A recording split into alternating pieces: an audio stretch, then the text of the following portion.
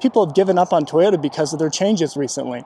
And I personally do not blame them whatsoever. And now that the quality control hold has lifted on the 4Runner, well, we're already starting to see it. We're starting to see lines upon lines of unsold 6th generation 4Runners. Maybe I've just gone off the deep end with this whole reliability and simplicity thing. I think I might have, because I went out and bought this 80 series Toyota myself. Well, 80 series Lexus anyway. This is a 1997 Lexus LX 450, and man, I love it. There is a VA option in this. Would you buy it? These values have shot up tremendously since the introduction of the 6th generation 4Runner. Previous generation that we had in the United States anyway had a 5.7 liter V8. It was bulletproof. That thing felt like you were driving a bank vault. This one here, a sea of plastic on the interior, just feels like a toy by comparison. Maybe people can't justify the monthly payments because they cost an arm and a leg, but people are just not buying Toyotas and driving them into the ground like they used to. What did we see Toyota do? Toyota leaned all in on the whole green energy movement, right? They leaned in politically, unfortunately, into that, and now it's serving to their detriment, right? They cashed in on the green credits, they cashed in on those carbon credits. Hey YouTube, Untamed here. I think a lot of us can agree that Toyota is long overdue for a wake-up call. Behind me, we have a Land Cruiser, Toyota Tacoma, Trail Hunter, as well as a Toyota Tundra TRD Pro.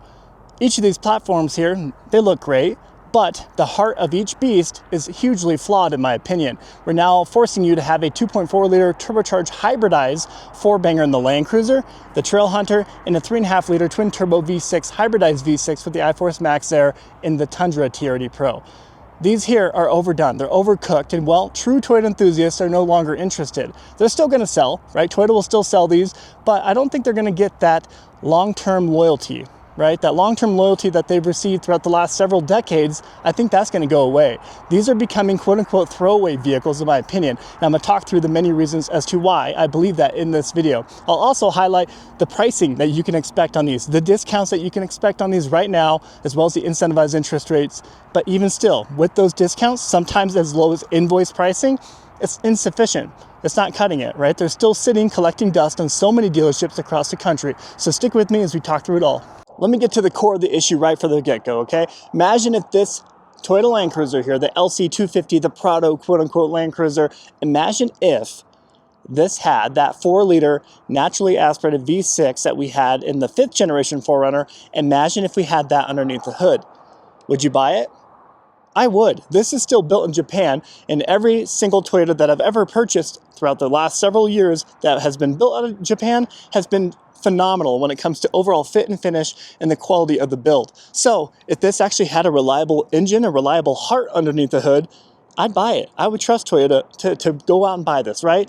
But here we have a 2.4 liter turbocharged 4-banger, hybridized 4-banger with the iForce Max here, okay? The iForce Max, that is overly complex. It's overdone, overcooked. And well, most Toyota enthusiasts don't want that. They want to be able to pop the hood and actually work on their vehicle with a level of confidence. But we can't do that with this. When we pop the hood on this, I'm not sure if you've ever seen it, it is just full of wires. Just under $72,000 for this Toyota Land Cruiser. This one is sporting the hybridized 4-banger. All the Land Cruisers do have the iForce Max, the hybridized 4-cylinder. Now let's talk about the Trail Hunter. The Trail Hunter I've seen a number of times being advertised for sometimes months on end at invoice pricing. The Trail Hunter and the TRD Pro models, for some reason, they're not flying off the shelf like they used to. This one does sport that same exact 2.4 liter turbocharged hybridized 4-banger. Look at these wheels. I think they look cool. Obviously, it's a very flashy looking vehicle with all the gold accents, but I'd be lying to you guys if I said I didn't like it. I like the look of it, but what I don't like is the $65,000, $66,000 starting price point here. You know, imagine getting this for the high 50s. That's what invoice pricing will do for you. Bring it down maybe to $59,000 and some change. Would you buy this at 59 grand? I mean, to put it in perspective, the 2023 previous generation Gen 3 Toyota Tacoma TRD Pro, top-of-the-line TRD Pro, would cost you about $53,000. So at that point, when you bring this down to invoice pricing, it's not terribly far off, right? I mean, we're about $6,000 up from the previous generation anyway. But the difference, of course, being the previous generation had a very reliable, naturally aspirated 3.5 liter V6 underneath the hood. And let's face it, that's why Toyota people buy Toyotas. All this additional flair, this fancy off-roading technology is great, but it's only great if you can always start this vehicle up and have a full level of peace of mind in it, right? And I think we're losing that with this generation here. I know a lot of you guys just think I'm being too tough or maybe too brutal on Toyota here, but I don't know. I had a lot of confidence before, and I really appreciate this brand. I still love Toyota. I just want to see them make a positive shift. And if they offered a 4-liter naturally aspirated V6 underneath the hood of this, I too would consider buying it, even with it being built out of Mexico, okay? I don't love that either, but to be fair, the Tacoma has always been split between Mexico and San Antonio, Texas. So it's nothing really new, but you can tell the difference between a Mexico-built Toyota comparatively to a Japanese-built Toyota. I've always been able to tell. Let's talk about the Tundra TRD Pro. This was my first new generation Toyota that I tried out. I bought I believe it was a 2023 Toyota Tundra TRD Pro, midnight black metallic one back in the day. If you've been following my channel for any length of time, you probably remember that one. I was super optimistic. I was super excited to get it. It took me a long time at the time to try to find one at MSRP. Trying to find these at MSRP was such a chore when they first came out because, well, a lot of Toyota dealerships were extremely greedy. They were licking their chops, taking advantage of their customers left and right, charging markups on them, right? And that was unfortunately quite prominent during the pandemic, right?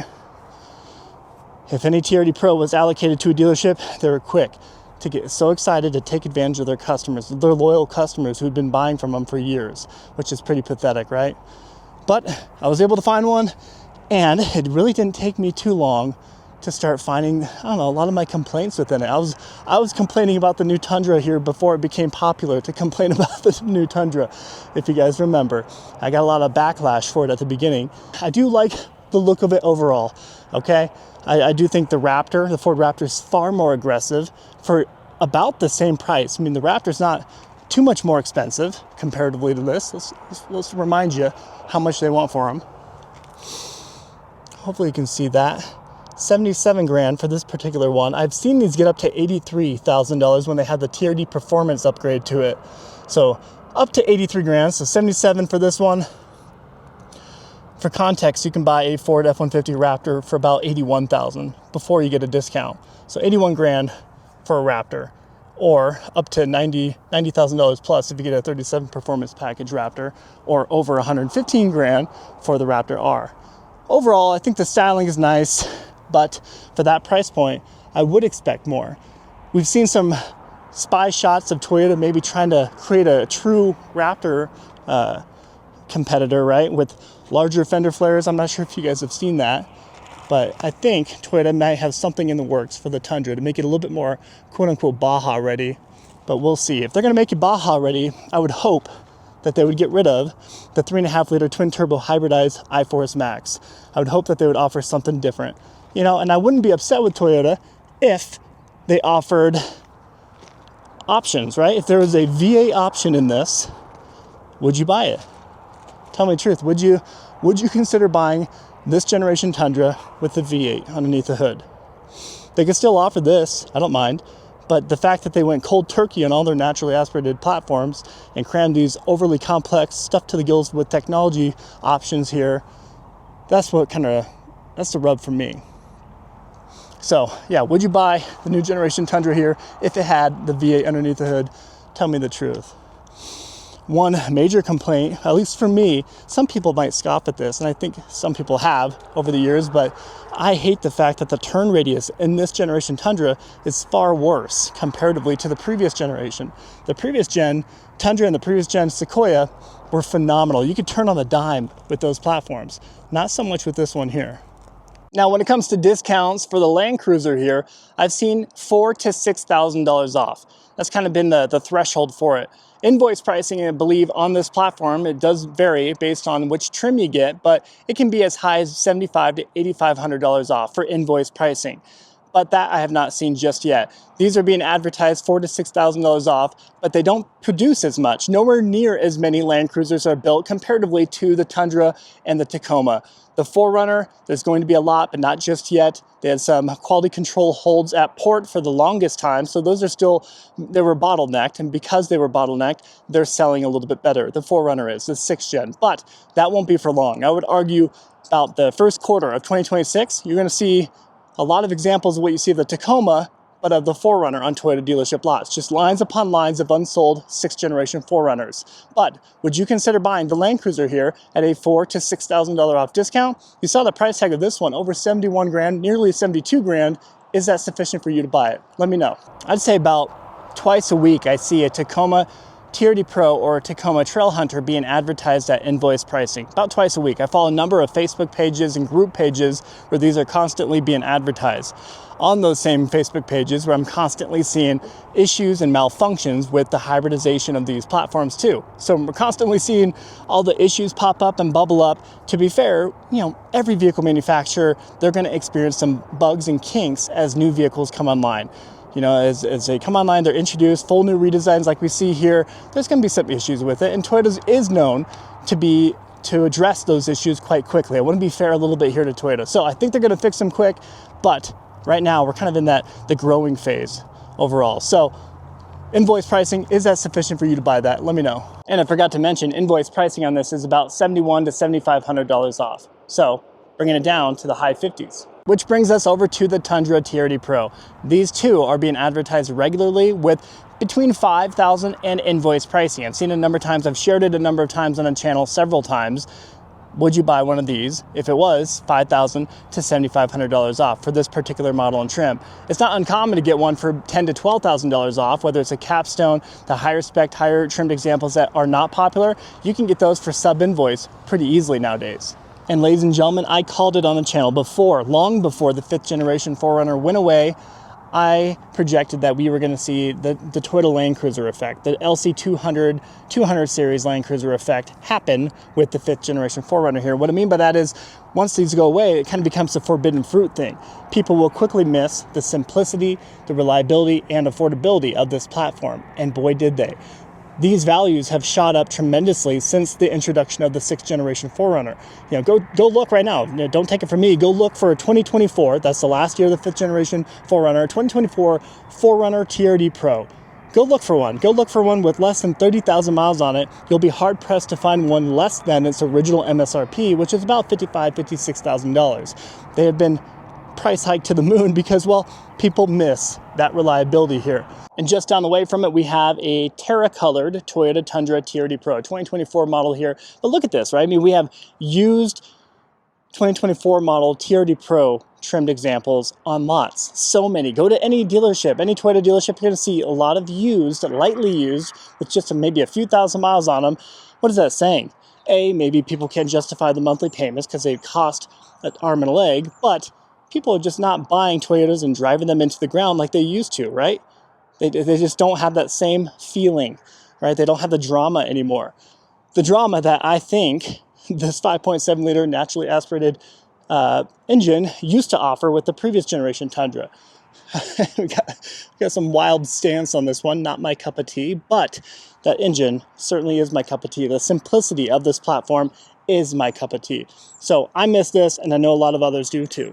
Guys, to be fair, maybe I've just gone off the deep end with this whole reliability and simplicity thing. I think I might have, because I went out and bought this 80 series Toyota myself. Well, 80 series Lexus anyway. This is a 1997 Lexus LX 450, and man, I love it. It is absolutely incredible. I've owned an 80 series Land Cruiser before, and it was a phenomenal experience. The delivery, unfortunately, was not a good experience. It had been damaged in transport. Didn't love that part, but as far as the actual 80 series, I thought it was a phenomenal vehicle, and I've always kind of longed to get another one. And well, we did. We got one here, and I'll be providing you a little bit more of an in-depth introduction video of this LX 450 in maybe the next few days here. But check out Untamed Reviews, my other channel, for that content. Having the tiny 4-cylinder engines and hybridizing everything, it makes sense in vehicles like the Toyota Rav4, the Toyota Camry, the Prius, the Crown even, the Corollas, but not the off-road oriented SUVs and pickup trucks. I mean, the Tacoma and the Tundra, the 4Runner, the Sequoia, the Land Cruiser, those need to be extremely reliable and focus a little bit less on fuel efficiency. But instead, what did we see Toyota do? Toyota leaned all in on the whole green energy movement, right? They leaned in politically, unfortunately, into that, and now it's serving to their detriment, right? They cashed in on the green credits, they cashed in on those carbon credits, the tax credits from the government, because they don't do this anywhere else in the world. They're producing these little tiny hybridized options for the US because they can cash in from our government. They're not doing it in other places. They're still producing 70 series Land Cruisers elsewhere with diesel options. So they're not so much worried about the environment, they're more so worried about lining their bank account. And now that the quality control hold has lifted on the 4Runner, well, we're already starting to see it. We're starting to see lines upon lines of unsold 6th generation 4Runners, TRD Off-Roads, SR5s, even the TRD Pro and Trail Hunter. These are just sitting, beginning to collect dust. And this is just the beginning of it. The quality control lifted not that long ago. So the pre-sold units, they left, right? They moved that inventory quickly. And to be fair to the 4Runner here, it, just like the Land Cruiser, are still built entirely out of Japan. So if you really want to buy a Toyota and have full confidence in the overall fit and finish, the build quality of it, well, the 4Runner and the Land Cruiser, I think, would be your best bets. Well, I lied to you guys. 95% of the 4Runner is built out of Japan still. 5% comes from the US and Canada for parts. Just so I can remind you guys, here we have a TRD Off-Road 4Runner. Get a load of that. $56,134 for this particular example. That's wild. That was TRD Pro pricing just in 2024, just last year. Kind of wild how now a TRD Off-Road is going to cost the same amount. Make it make sense. Pretend you're the frugal type, you're a bargain shopper, you want to get the most affordable 4Runner. You're going to be buying an SR5 trimmed example, and well, even the SR5, check it out, $46,000.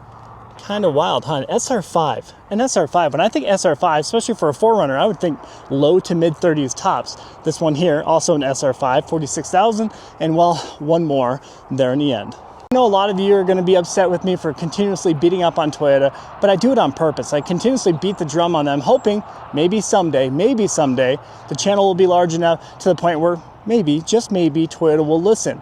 We want to see some naturally aspirated engines go back in this. It's possible. They can do it. Don't say, oh, due to EPA restrictions. No, they can absolutely put them back in. They just won't cash in on government green credits anymore, the carbon credits. So they can still do it. And what would that do? It would bring back so many of their loyal, true Toyota enthusiasts who have left the brand. I mean, don't take it from me. Look at the comments in so many of my videos. People have given up on Toyota because of their changes recently. And I personally do not blame them whatsoever. So I'm hopeful for Toyota. I hope that they'll make a change, kind of like what we saw from Ram. Ram did away with their Hemi V8s, remember? Just last year. But they actually are bringing them back. They realized, well, that was a huge mistake for our loyal enthusiasts who love the Hemi V8. Let's bring it back. So it's okay, Toyota. You can fall on your sword here. And I think, well, your pocketbook, your bank accounts will be very happy you did. And then you have the big dog Toyota Sequoia. This one happens to be a limited trimmed example, the TRD Off-Road package on it. This one here, let me remind you of how astronomically priced these have gotten. Check that out. $80,000, hopefully you'll see it, $80,418 for the Sequoia limited example. Built out of San Antonio, Texas still. That's nice to see, but $80,418. Most large families don't want to fork over that kind of coin for a full-size SUV. But let's face it, whether it's a Ford Expedition, a Chevy Suburban, a Tahoe, you name it, the full-size SUV segment has just been priced out of touch with reality at this point. Let's face it, all of these vehicles are $80,000 plus, it seems. Absolutely insane. And I know it's an ugly way to put it, but you can't help but feel as though Toyota is resting on their laurels. They're resting on the reputation that they've built over the last several decades. They figured, hey, well, people have grown to love the Toyota Tacoma nameplate, the Land Cruiser nameplate, the Tundra, you name it. They've loved it over the years. It's proven extremely reliable for them. They'll come out and buy it no matter what, just based on the name. And I think there's truth behind that. I think a lot of people are doing that.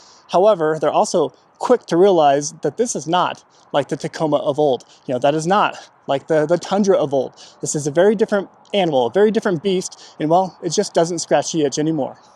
What did we have before? The 200 series Land Cruiser, the previous generation that we had in the United States anyway, had a 5.7 liter V8. It was bulletproof. That thing felt like you were driving a bank vault. This one here, a sea of plastic on the interior, just feels like a toy by comparison. Obviously the price tags are drastically different, we'll be honest here, but the fact that this still has that Land Cruiser nameplate on it, I feel like it's a disgrace.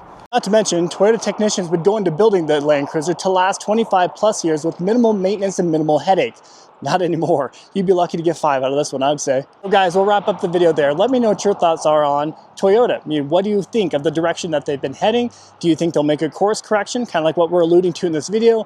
Would you buy one of these platforms as they sit right now, but just with a different heart underneath the hood? Would you buy one with a naturally aspirated V6 or that legendary V8 underneath the hood? Tell me the truth. Would you buy it, and would you pay these premium numbers to get one? Let me know what your thoughts are. As always, I sincerely appreciate you taking the time to tune into these videos. If you appreciate this type of content whatsoever, I do respectfully request that you please consider liking and subscribing. Your support means a ton, and I promise you it doesn't go unnoticed. Until next time.